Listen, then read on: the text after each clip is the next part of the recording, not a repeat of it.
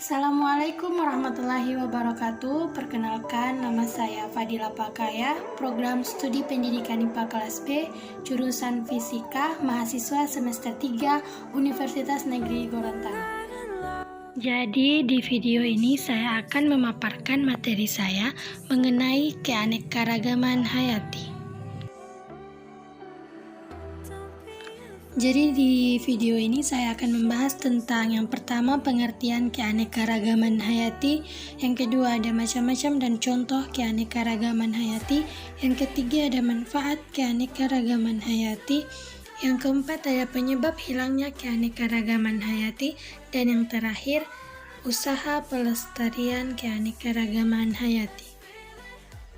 Jadi yang pertama pengertian keanekaragaman hayati. Keanekaragaman hayati adalah keanekaragaman yang ditunjukkan dengan adanya variasi makhluk hidup yang meliputi bentuk, jumlah, serta ciri lain. Keanekaragaman hayati penting bagi kelangsungan hidup karena adanya saling keterkaitan antara jenis yang fungsional memungkinkan terjadinya keseimbangan dalam kehidupan, yakni melalui daur materi dan aliran energi. Keanekaragaman hayati dapat terjadi pada berbagai tingkat kehidupan, mulai dari organisme, tingkat rendah sampai tingkat tinggi. Misalnya dari makhluk bersel satu hingga makhluk bersel banyak, dari tingkat organisasi kehidupan individu sampai tingkat interaksi kompleks, misalnya dari spesies sampai ekosistem. Selanjutnya ada macam-macam keanekaragaman hayati. Jadi ada 3 macam keanekaragaman hayati, yaitu ada keanekaragaman tingkat gen, yang kedua ada keanekaragaman tingkat spesies atau jenis, dan yang ketiga ada keanekaragaman tingkat ekosistem. Keanekaragaman tingkat gen adalah keanekaragaman yang timbul karena adanya variasi susunan gen dalam suatu spesies. Variasi gen menyebabkan fenotip dan genotip setiap makhluk hidup berbeda. Variasi gen dapat terjadi melalui perkawinan maupun akibat interaksi gen dengan lingkungan. Keanekaragaman gen adalah segala perbedaan yang ditemui pada makhluk hidup dalam satu spesies. Contoh dari keanekaragaman tingkat gen yaitu tanaman bunga sepatu putih, bunga kembang sepatu merah, dan kembang sepatu merah muda yang memiliki perbedaan, yaitu berbeda dari segi warna bunga. Selanjutnya keanekaragaman tingkat spesies atau jenis. Keanekaragaman tingkat spesies adalah keanekaragaman yang timbul karena adanya perbedaan-perbedaan pada berbagai spesies makhluk hidup. Di suatu tempat, 2 makhluk hidup dapat dikatakan satu spesies jika keduanya dapat melakukan perkawinan secara bebas dan menghasilkan keturunan yang subur atau fertil. Keanekaragaman spesies biasanya dijumpai pada suatu tempat tertentu yang dihuni kumpulan makhluk hidup dari berbagai spesies. Komunitas di halaman terdapat pohon mangga, mawar, semut, belalang, kupu-kupu, dan melati. Contoh dari keanekaragaman tingkat spesies ada harimau, singa, kucing, dan cetah. Selanjutnya ada keanekaragaman tingkat ekosistem. Keanekaragaman tingkat ekosistem adalah keanekaragaman yang timbul karena adanya interaksi antara lingkungan abiotik tertentu dengan sekumpulan makhluk hidup tertentu. Makhluk hidup yang beraneka ragam berinteraksi dengan sesamanya, lingkungan biotik, dan dengan lingkungan abiotik atau tidak hidup, seperti air, tanah, cahaya, matahari, suhu, kelembapan, dan mineral. Kombinasi tersebut membentuk lingkungan yang beragam, contohnya ekosistem sungai, ekosistem terumbu karang, dan ekosistem hutan. Contoh dari keanekaragaman ekosistem yaitu ada ekosistem hutan, ekosistem rawa, ekosistem gurun, dan ekosistem air tawar. Masuk ke materi berikutnya yaitu manfaat keanekaragaman hayati. Yang pertama, sebagai sumber pangan.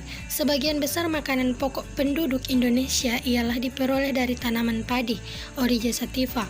Namun, tetapi ada juga suatu tempat yang makanan pokok penduduknya ialah jagung, talas, singkong, sagu, atau juga ubi jalar. Indonesia ini kaya sekali akan bahan makanan pokok serta juga tanaman penghasil buah dan juga sayuran yang diperkirakan terdapat 400 jenis atau macam tanaman yang menghasilkan buah, sedangkan pada tanaman penghasil sayuran itu sekitar 370 jenis atau macam. Terdapat juga sekitar 70 jenis atau makanan tanaman berumbi. Indonesia dari dulu sampai sekarang ini terkenal dengan rempah-rempah yang melimpah, yakni sekitar 55 jenis atau macamnya. Sumber makanan tersebut juga berasal dari aneka ragam hewan darat, air tawar, serta juga air laut. Manfaat keanekaragaman hayati yang kedua yaitu sebagai sumber obat-obatan atau kesehatan. Contohnya itu madu dari lebah dapat dimanfaatkan sebagai peningkat daya tahan tubuh. Ada mengkudu ialah untuk menurunkan tekanan darah tinggi. Ada juga buah merah juga dimanfaatkan sebagai obat untuk dapat mengobati kanker atau tumor, kolesterol tinggi, serta diabetes. Hewan juga dapat dimanfaatkan ialah sebagai obat-obatan. Contohnya ialah ular, bagian daging serta lemaknya itu dipercaya bisa mengobati penyakit kulit atau gatal-gatal. Manfaat keanekaragaman hayati yang ketiga sebagai sumber kosmetik. Beberapa dari tumbuhan juga digunakan untuk kosmetik, antara lain yang digunakan untuk pelumas dan penghitam rambut, contohnya urang-aring, pandan, minyak kelapa, mangkohan, dan lidah buaya. Ada juga yang digunakan untuk wewangian atau parfum. Ada bunga mawar, cendana, kemuning, dan melati. Selanjutnya, manfaat keanekaragaman hayati yang keempat sebagai sumber sandang. Beberapa dari jenis tanaman yang digunakan ialah sebagai bahan sandang atau pakaian. Contohnya ada rami, sisal, pisang hutan atau abaka. Tanaman labu air juga dimanfaatkan oleh suku Dani pada lembah Baliem atau Papua, ialah sebagai bahan untuk dapat membuat koteka atau horim laki-laki. Sementara itu, untuk membuat pakaian wanita di Papua ini digunakan tumbuhan wen serta kem. Beberapa hewan juga bisa dimanfaatkan untuk dapat membuat pakaian, yaitu ada kulit sapi digunakan ialah untuk membuat sepatu, ulat sutera ialah untuk membuat kain sutra yang mempunyai nilai ekonomi yang sangat tinggi. Ada juga kulit dari beberapa hewan, misalnya ialah sapi serta kambing juga dapat dimanfaatkan untuk membuat jaket. Dan ada juga bulu burung juga itu bisa digunakan untuk dapat membuat aksesori pakaian. Manfaat keanekaragaman hayati yang kelima atau yang terakhir ini yaitu sebagai aspek budaya. Indonesia memiliki keanekaragaman suku serta budaya yang tinggi. Terdapat sekitar 350 jenis atau suku dengan agama serta juga kepercayaan, budaya, dan juga adat istiadat yang berbeda. Di dalam menjalankan suatu upacara ritual keagamaan serta kepercayaannya, penyelenggaraan upacara adat dan juga hewan.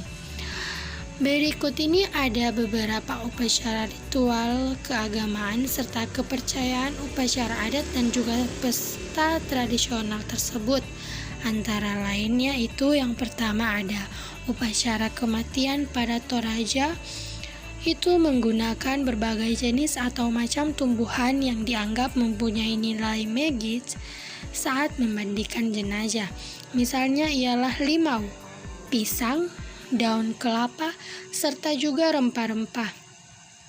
Umat Islam juga menggunakan hewan ternak, ialah kerbau, kambing, dan sapi di hari raya kurban. Budaya nyekar atau ziarah kubur di masyarakat Jawa tersebut juga menggunakan mawar, kantil, melati, serta juga kenanga. Umat Nasrani juga menggunakan pohon cemara. sebagai saat perayaan Natal. Dan ada juga upacara ngaben di Bali juga itu menggunakan 39 jenis atau macam tumbuhan yang mengandung minyak atsiri yang berbau harum. Antara lain ialah kenanga, pandan, melati, cendana, serta juga sirih. Masuk pada materi selanjutnya yaitu penyebab hilangnya keanekaragaman hayati. Yang pertama karena hilangnya habitat dan fragmentasi.